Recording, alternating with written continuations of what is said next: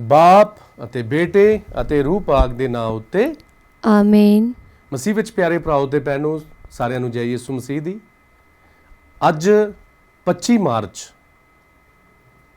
ਅੱਜ ਪਾਕਮਾ ਕਲੀਸਿਆ ਪ੍ਰਭੂ ਯਿਸੂ ਮਸੀਹ ਦੇ ਦੇਹ ਧਾਰਨ ਦਾ ਜੋ ਸੰਦੇਸ਼ ਮਾਂ ਮਰੀਅਮ ਨੂੰ ਮਿਲਿਆ ਸੀ, ਉਸ ਦੀ ਈਦ ਮਨਾਉਂਦੀ ਹੈ। ਤੁਹਾਨੂੰ ਯਾਦ ਹੋਵੇਗਾ ਕਿ 19 ਮਾਰਚ ਨੂੰ ਮੈਂ ਤੁਹਾਨੂੰ ਦੱਸਿਆ ਸੀਗਾ ਕਿ ਪਾਕਮਾ ਕਲੀਸਿਆ ਰੋਜ਼ਿਆਂ ਦੇ ਦਿਨਾਂ ਦੇ ਵਿੱਚ ਵੀ ਦੋ ਮਹਾਨ ਈਦਾਂ ਮਨਾਉਂਦੀ ਹੈ। ਇੱਕ ਹੈ ਸੰਤ ਯੂਸਫ ਦੀ ਅਤੇ ਦੂਸਰੀ ਹੈ ਪ੍ਰਭੂ ਯਿਸੂ ਮਸੀਹ ਦੇ ਦੇਹ ਧਾਰਨ ਦਾ ਜੋ ਸੰਦੇਸ਼ ਮਾਂ ਮਰੀਅਮ ਨੂੰ ਮਿਲਿਆ। ਉਹ ਈਦ 25 ਮਾਰਚ ਨੂੰ ਦੁਨੀਆ ਭਰ ਦੇ ਵਿੱਚ ਮਨਾਈ ਜਾਂਦੀ ਹੈ। ਆਓ ਜਦ ਅਸੀਂ ਇਹ ਖੁਸ਼ੀ ਦੀ ਈਦ ਮਨਾ ਰਹੇ ਹਾਂ, ਜਦੋਂ ਸਾਡੀ ਮੁਕਤੀ ਦਾ ਸੰਦੇਸ਼ ਮਾਂ ਮਰੀਅਮ ਨੂੰ ਮਿਲਿਆ, ਅੱਜ ਜਦ ਅਸੀਂ ਉਹ ਈਦ ਮਨਾ ਰਹੇ ਹਾਂ ਤਾਂ ਅਸੀਂ ਪਹਿਲਾਂ ਪਾਠਾਂ ਨੂੰ ਧਿਆਨ ਦੇ ਨਾਲ ਸੁਣੀਏ, ਸੁਣ ਕੇ ਉਹਦੇ ਉੱਤੇ ਅਮਲ ਕਰੀਏ ਤੇ ਅਮਲ ਕਰਨ ਦੇ ਬਾਅਦ ਉਹਦੇ ਅਨੁਸਾਰ ਆਪਣਾ ਜੀਵਨ ਗੁਜ਼ਾਰੀਏ। ਅੱਜ ਦਾ ਪਹਿਲਾ ਪਾਠ ਯਸ਼ਾਇਆ ਨਬੀ ਦੀ ਪੁਸਤਕ 7ਵਾਂ ਅਧਿਆਇ 10 ਤੋਂ ਲੈ ਕੇ 14 ਐਤ ਤੱਕ ਅਤੇ 8ਵਾਂ ਅਧਿਆਇ ਉਹਦੀ 10ਵੀਂ ਐਤ।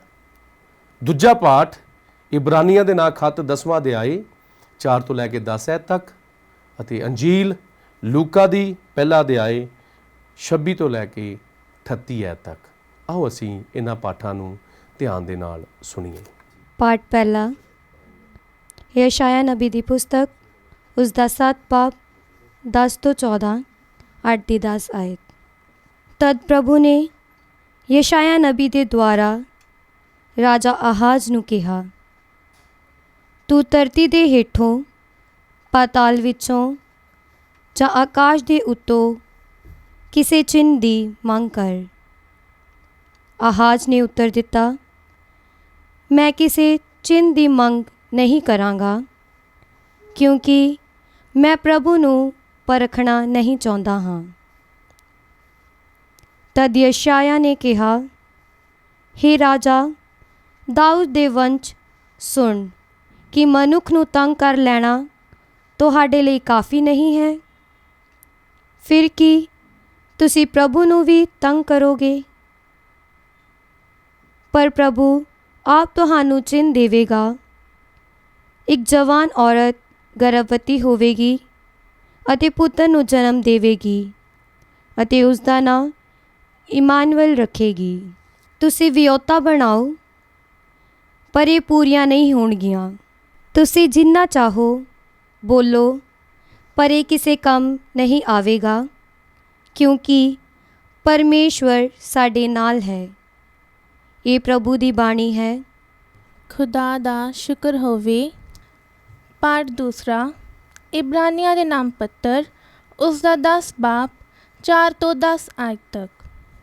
ਕਿਉਂਕਿ ਇਹ ਹੋ ਨਹੀਂ ਸਕਦਾ ਕਿ ਬੋਲਦਾ ਅਤੇ ਬੱਕਰੀਆਂ ਦਾ ਲਹੂ ਪਾਪਾਂ ਨੂੰ ਦੂਰ ਕਰ ਦੇਵੇ। ਸੋ ਇਸੇ ਲਈ ਜਦੋਂ ਮਸੀਹ ਸੰਸਾਰ ਵਿੱਚ ਆਇਆ ਤਾਂ ਉਸਨੇ ਕਿਹਾ, ਤੂੰ ਬਲੀਆਂ ਅਤੇ ਚੜ੍ਹਾਵਿਆਂ ਨੂੰ ਨਾ ਚਾਹਿਆ, ਪਰ ਤੂੰ ਮੇਰੇ ਲਈ ਇੱਕ ਸਰੀਰ ਤਿਆਰ ਕੀਤਾ ਹੈ। ਤੂੰ ਹੋਮ ਬਲੀਆਂ ਅਤੇ ਪ੍ਰਾਸ਼ਚਿਤ ਦੇ ਚੜ੍ਹਾਵਿਆਂ ਤੋਂ ਖੁਸ਼ ਨਾ ਹੋਇਆ। ਇਸ ਲਈ ਮੈਂ ਕਿਹਾ, ਦੇਖ ਐ ਖੁਦਾ, ਮੈਂ ਤੇਰੀ ਇੱਛਾ ਨੂੰ ਪੂਰਾ ਕਰਨ ਲਈ ਆਇਆ ਹਾਂ। ਜਦ ਮਸੀਹ ਨੇ ਕਿਹਾ, ਜਿਵੇਂ ਉੱਪਰ ਲਿਖਿਆ ਹੈ, ਤੂੰ ਨਾ ਤਾਂ ਬਲੀਆਂ ਜਾਂ ਚੜ੍ਹਾਵਿਆਂ, ਨਾ ਹੋਮ ਬਲੀਆਂ ਜਾਂ ਪ੍ਰਾਸ਼ਚਿਤ ਦੀਆਂ ਬਲੀਆਂ ਨੂੰ ਚਾਹਿਆ ਅਤੇ ਨਾ ਹੀ ਉਹਨਾਂ ਤੋਂ ਖੁਸ਼ ਹੋਇਆ। ਤਦ ਉਸਨੇ ਅੱਗੇ ਇਹ ਜੋੜਿਆ, ਦੇਖ ਮੈਂ ਤੇਰੀ ਇੱਛਾ ਪੂਰੀ ਕਰਨ ਲਈ ਆਇਆ ਹਾਂ। ਇੰਜ ਉਹ ਪਹਿਲੇ ਨੂੰ ਖਤਮ ਕਰਦਾ ਹੈ ਤਾਂ ਜੋ ਦੂਜੇ ਦੀ ਸਥਾਪਨਾ ਕਰੇ। ਅਤੇ ਇਹ ਖੁਦਾ ਦੀ ਇੱਛਾ ਅਨੁਸਾਰ ਹੈ ਭਈ ਅਸੀਂ ਯਿਸੂ ਮਸੀਹ ਦੇ ਸਰੀਰ ਦੇ ਇੱਕੋ ਵਾਰ ਸਦਾ ਲਈ ਬਲੀ ਚੜ੍ਹਾਏ ਜਾਣ ਨਾਲ ਪਵਿੱਤਰ ਕੀਤੇ ਗਏ ਹਾਂ। ਇਹ ਪ੍ਰਭੂ ਦੀ ਬਾਣੀ ਹੈ। ਖੁਦਾ ਦਾ ਸ਼ੁਕਰ ਹੋਵੇ। ਪ੍ਰਭੂ ਤੁਹਾਡੇ ਨਾਲ ਹੋਵੇ ਅਤੇ ਤੁਹਾਡੀ ਰੂਹ ਨਾਲ ਵੀ ਹੋਵੇ। ਪਾਠ ਪਵਿੱਤਰ ਅੰਜੀਲ ਲੂਕਾ ਦੇ ਅਨੁਸਾਰ। ਤੇਰੀ ਵਡਿਆਈ ਹੋਵੇ ਐ ਪ੍ਰਭੂ। 6ਵੇਂ ਮਹੀਨੇ ਜਬਰਾਇਲ ਫਰਿਸ਼ਤਾ ਖੁਦਾ ਵੱਲੋਂ ਗਲੀਲ ਦੇ ਨਾਸਰਤ ਨਾਂ ਦੇ ਸ਼ਹਿਰ ਵਿੱਚ ਇੱਕ ਕੁਆਰੀ ਕੋਲ ਘੱਲਿਆ ਗਿਆ ਸੀ, ਜਿਸ ਦੀ ਮੰਗਣੀ ਦਾਊਦ ਦੇ ਘਰਾਣੇ ਦੇ ਇੱਕ ਆਦਮੀ ਨਾਲ ਹੋਈ ਸੀ, ਜਿਸ ਦਾ ਨਾਮ ਯੂਸਫ ਸੀ ਅਤੇ ਉਸ ਕੁਆਰੀ ਦਾ ਨਾਂ ਸੀ ਮਰੀਅਮ। ਫਰਿਸ਼ਤੇ ਨੇ ਉਸ ਦੇ ਕੋਲ ਆ ਕੇ ਕਿਹਾ, ਸਲਾਮ, ਫਜ਼ਲ ਨਾਲ ਭਰੀ ਹੋਈ, ਪ੍ਰਭੂ ਤੇਰੇ ਨਾਲ ਹੈ, ਤੂੰ ਔਰਤਾਂ ਵਿੱਚੋਂ ਧਨ ਹੈ। ਇਹ ਕਈ ਗੱਲ ਸੁਣ ਕੇ ਮਰੀਅਮ ਬਹੁਤ ਘਬਰਾ ਗਈ ਅਤੇ ਉਹ ਆਪਣੇ ਮਨ ਵਿੱਚ ਸੋਚਣ ਲੱਗੀ ਕਿ ਇਹ ਕਿਸ ਤਰ੍ਹਾਂ ਦਾ ਸਲਾਮ ਹੋ ਸਕਦਾ ਹੈ। ਫਰਿਸ਼ਤੇ ਨੇ ਉਸ ਨੂੰ ਕਿਹਾ, ਮਰੀਅਮ, ਡਰੋ ਨਹੀਂ, ਕਿਉਂਕਿ ਖੁਦਾ ਤੋਂ ਤੂੰ ਫਜ਼ਲ ਪਾਇਆ ਹੈ। ਵੇਖ, ਤੂੰ ਗਰਭਵਤੀ ਹੋਵੇਂਗੀ ਅਤੇ ਇੱਕ ਪੁੱਤਰ ਨੂੰ ਜਣੇਗੀ ਅਤੇ ਤੂੰ ਉਸ ਦਾ ਨਾਮ ਯਿਸੂ ਰੱਖੇਂਗੀ। ਉਹ ਮਹਾਨ ਹੋਵੇਗਾ ਅਤੇ ਸਰਵ ਉੱਚ ਖੁਦਾ ਦਾ ਪੁੱਤਰ ਅਖਵਾਵੇਗਾ ਅਤੇ ਪ੍ਰਭੂ ਖੁਦਾ ਉਸ ਨੂੰ ਉਸ ਦੇ ਬਾਪ ਦਾਊਦ ਦਾ ਤਖਤ ਦੇਵੇਗਾ ਅਤੇ ਉਹ ਯਾਕੂਬ ਦੇ ਘਰਾਣੇ ਉੱਤੇ ਸਦਾ ਦੇ ਲਈ ਰਾਜ ਕਰੇਗਾ ਅਤੇ ਉਸ ਦੇ ਰਾਜ ਦਾ ਕੋਈ ਅੰਤ ਨਹੀਂ ਹੋਵੇਗਾ।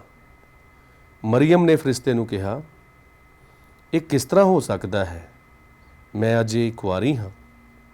ਫਰਿਸ਼ਤੇ ਨੇ ਉਸ ਨੂੰ ਕਿਹਾ, ਰੂਹ ਪਾਕ ਤੇਰੇ ਉੱਤੇ ਉਤਰੇਗਾ ਅਤੇ ਸਰਵ ਉੱਚ ਖੁਦਾ ਦੀ ਸ਼ਕਤੀ ਤੇਰੇ ਉੱਤੇ ਸਾਇਆ ਕਰੇਗੀ। ਇਸ ਲਈ ਜੋ ਬੱਚਾ ਪੈਦਾ ਹੋਵੇਗਾ ਉਹ ਪਵਿੱਤਰ ਹੋਵੇਗਾ ਅਤੇ ਖੁਦਾ ਦਾ ਪੁੱਤਰ ਅਖਵਾਵੇਗਾ। ਵੇਖ, ਤੇਰੀ ਰਿਸ਼ਤੇਦਾਰ ਅਲਿਜ਼ਬਤ ਵੀ ਗਰਭਵਤੀ ਹੈ ਅਤੇ ਉਸ ਨੂੰ ਉਸ ਦੇ ਬੁਢਾਪੇ ਵਿੱਚ ਪੁੱਤਰ ਹੋਣ ਵਾਲਾ ਹੈ। ਇਹ ਉਸ ਦਾ 6ਵਾਂ ਮਹੀਨਾ ਹੈ ਜੋ ਬਾਂਝ ਆਖੀ ਜਾਂਦੀ ਸੀ, ਕਿਉਂਕਿ ਖੁਦਾ ਦੇ ਲਈ ਕੁਝ ਵੀ ਅਣਹੋਣਾ ਨਹੀਂ ਹੈ। ਮਰੀਅਮ ਨੇ ਕਿਹਾ, ਵੇਖ, ਮੈਂ ਪ੍ਰਭੂ ਦੀ ਦਾਸੀ ਹਾਂ, ਤੇਰੇ ਵਚਨ ਦੇ ਮੁਤਾਬਕ ਮੇਰੇ ਨਾਲ ਹੋਵੇ। ਤਦ ਫਰਿਸ਼ਤਾ ਉਸ ਕੋਲੋਂ ਚਲਾ ਗਿਆ। ਪ੍ਰਭੂ ਦੀ ਅੰਜੀਲ। ਤੇਰੀ ਮਹਿਮਾ ਹੋਵੇ ਐ ਮਸੀਹਾ। ਮਸੀਹ ਵਿੱਚ ਪਿਆਰੇ ਭਰਾਓ ਤੇ ਭੈਣੋ,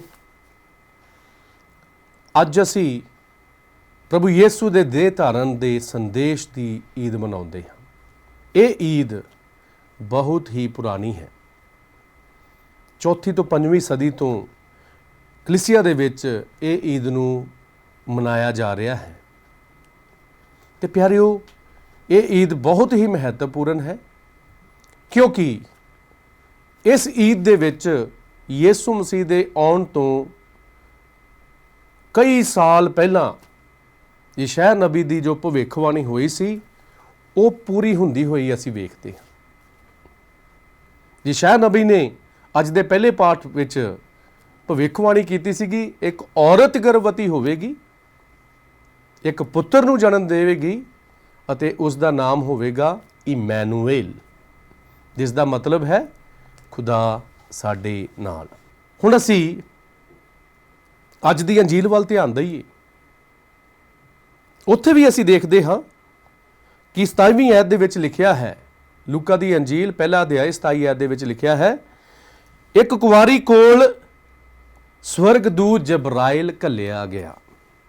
ਖੁਦਾ ਵੱਲੋਂ ਘੱਲਿਆ ਗਿਆ ਕੁਵਾਰੀ ਦੇ ਕੋਲ, ਅਤੇ ਯਸ਼ਾਇਆ ਨਬੀ ਨੇ ਭਵਿੱਖਬਾਣੀ ਕੀਤੀ ਸੀ ਕਿ ਕੁਵਾਰੀ ਗਰਭਵਤੀ ਹੋਵੇਗੀ। ਹੁਣ ਇੱਥੇ ਜੋ ਸ਼ਬਦ ਹੈ, ਆਦਿ ਵਿੱਚ ਜਿਹੜਾ ਸ਼ਬਦ ਸੀ, ਜੋ ਖੁਦਾ ਸੀ, ਜੋ ਖੁਦਾ ਦੇ ਨਾਲ ਸੀ, ਉਹ ਸ਼ਬਦ ਅੱਜ ਇਸ ਸੰਦੇਸ਼ ਦੇ ਦੁਆਰਾ ਮਾਂ ਮਰੀਅਮ ਦੀ ਕੁੱਖ ਦੇ ਵਿੱਚ ਦੇਹ ਧਾਰੀ ਹੋ ਗਿਆ। ਕਹਿਣ ਤੋਂ ਭਾਵ ਹੈ ਕਿ ਅੱਜ ਦੀ ਇਸ ਈਦ ਦੇ ਨਾਲ ਮੁਕਤੀ ਦੀ ਸ਼ੁਰੂਆਤ ਹੋਈ। ਪ੍ਰਭੂ ਯਿਸੂ ਜੋ ਖੁਦਾ ਦਾ ਖੁਦ ਵਚਨ ਸੀ, ਸ਼ਬਦ ਸੀ, ਉਹ ਮਾਂ ਮਰੀਅਮ ਦੀ ਕੁੱਖ ਵਿੱਚ ਆ ਕੇ ਧਾਰਨ ਹੋ ਗਿਆ। ਹਾਂ ਪਿਆਰਿਓ, ਮਾਂ ਮਰੀਅਮ ਜਿਸ ਨੇ ਆਪਣਾ ਸਭ ਕੁਝ ਖੁਦਾ ਦੀ ਮਰਜ਼ੀ ਦੇ ਲਈ ਦੇ ਦਿੱਤਾ ਅਤੇ ਉਹ ਆਪ ਆਖਦੀ ਹੈ ਕਿ ਮੈਂ ਪ੍ਰਭੂ ਦੀ ਦਾਸੀ ਹਾਂ, ਜਿਵੇਂ ਤੂੰ ਆਖਿਆ ਤਿਵੇਂ ਮੇਰੇ ਨਾਲ ਹੋ ਜਾਵੇ। ਕਹਿਣ ਤੋਂ ਭਾਵ ਹੈ ਕਿ ਮਾਂ ਮਰੀਅਮ ਨੇ ਉਸ ਸ਼ਬਦ ਨੂੰ ਆਪਣੇ ਵਿੱਚ ਧਾਰਨ ਕੀਤਾ, ਉਸ ਸ਼ਬਦ ਨੂੰ ਜਨਮ ਦਿੱਤਾ ਅਤੇ ਉਹ ਸ਼ਬਦ ਪ੍ਰਭੂ ਯਿਸੂ ਮਸੀਹ ਸਾਡੇ ਨਾਲ ਸਦਾ ਤੱਕ ਰਹਿਣ ਦੇ ਲਈ ਇਸ ਦੁਨੀਆ ਦੇ ਵਿੱਚ ਆ ਗਿਆ। ਹਾਂ ਪਿਆਰਿਓ, ਯਸ਼ਾਇਆ ਨਬੀ ਕਹਿੰਦੇ ਹਨ ਕਿ ਉਸ ਦਾ ਨਾਮ ਹੋਏਗਾ ਇਮੈਨੂਅਲ, ਜਿਸ ਦਾ ਮਤਲਬ ਹੈ ਖੁਦਾ ਸਾਡੇ ਨਾਲ। ਤੇ ਪ੍ਰਭੂ ਯਿਸੂ ਮਸੀਹ ਸਦਾ ਤੱਕ ਸਾਡੇ ਨਾਲ ਰਹਿਣ ਦੇ ਲਈ ਆ ਗਿਆ ਤੇ ਉਹ ਅੱਜ ਵੀ ਸਾਡੇ ਨਾਲ ਹੈ। ਹੁਣ ਉਹ ਪ੍ਰਭੂ ਸਾਡੇ ਨਾਲ ਨਾਲ ਕਿਵੇਂ ਚੱਲਦਾ ਹੈ, ਸਾਡੇ ਨਾਲ ਕਿਵੇਂ ਰਹਿੰਦਾ ਹੈ? ਉਹ ਪ੍ਰਭੂ ਅੱਜ ਦੇ ਦੂਸਰੇ ਪਾਠ ਦੇ ਵਿੱਚ ਇਬਰਾਨੀਆਂ ਦੇ ਨਾਂ ਖੱਤ ਦੇ ਵਿੱਚ ਅਸੀਂ ਦੇਖਦੇ ਹਾਂ ਕਿ ਪ੍ਰਭੂ ਨੇ ਆਪਣੇ ਆਪ ਨੂੰ ਕੁਰਬਾਨ ਕਰ ਦਿੱਤਾ। ਉਸਨੇ ਸਾਰੀਆਂ ਬਲੀਆਂ ਖਤਮ ਕਰ ਦਿੱਤੀਆਂ ਅਤੇ ਆਪਣੇ ਸਰੀਰ ਦੀ ਉਸਨੇ ਬਲੀ ਦੇ ਦਿੱਤੀ ਅਤੇ ਉਹ ਬਲੀ ਸਦਾ ਦੇ ਲਈ ਦੇ ਦਿੱਤੀ। ਇੱਕੋ ਵਾਰੀ ਉਸਨੇ ਆਪਣੇ ਆਪ ਨੂੰ ਕੁਰਬਾਨ ਕਰ ਦਿੱਤਾ ਅਤੇ ਉਹ ਕੁਰਬਾਨੀ ਨੂੰ ਅਸੀਂ ਹਰ ਰੋਜ਼ ਇਸ ਪਾਕ ਅਲਤਾਰ ਦੇ ਉੱਤੇ ਚੜਾਉਂਦੇ ਹਾਂ ਤੇ ਉਹ ਪ੍ਰਭੂ ਹਰ ਰੋਜ਼ ਅਲਤਾਰ ਦੇ ਉੱਤੇ ਆ ਕੇ ਸਾਡੇ ਲਈ ਆਪਣੇ ਆਪ ਨੂੰ ਕੁਰਬਾਨ ਕਰਦਾ ਹੈ, ਸਾਨੂੰ ਆਪਣਾ ਬਦਨ ਅਤੇ ਲਹੂ ਸਾਡੀ ਰੂਹਾਨੀ ਖੁਰਾਕ ਦੇ ਲਈ ਦਿੰਦਾ ਹੈ ਤੇ ਅਸੀਂ ਉਸ ਦਾ ਸੇਵਨ ਕਰਦੇ ਹਾਂ, ਅਸੀਂ ਉਸ ਨੂੰ ਗ੍ਰਹਿਣ ਕਰਦੇ ਹਾਂ। ਦੇਖੋ ਇਹ ਕਿੱਡਾ ਵੱਡਾ ਈਮਾਨ ਦਾ ਭੇਦ ਹੈ। ਇਸ ਨੂੰ ਸਮਝਣਾ ਕੋਈ ਸੌਖਾ ਨਹੀਂ ਹੈ, ਬਹੁਤ ਔਖਾ ਹੈ, ਕਿਉਂਕਿ ਇਹ ਸਾਰੀਆਂ ਈਮਾਨ ਦੇ ਭੇਦ ਦੀਆਂ ਗੱਲਾਂ ਨੇ। ਸਿਰਫ ਉਹੀ ਇਹਨਾਂ ਗੱਲਾਂ ਨੂੰ ਸਮਝ ਸਕਦਾ ਹੈ ਜਿਹਦੇ ਕੋਲ ਈਮਾਨ ਹੈ।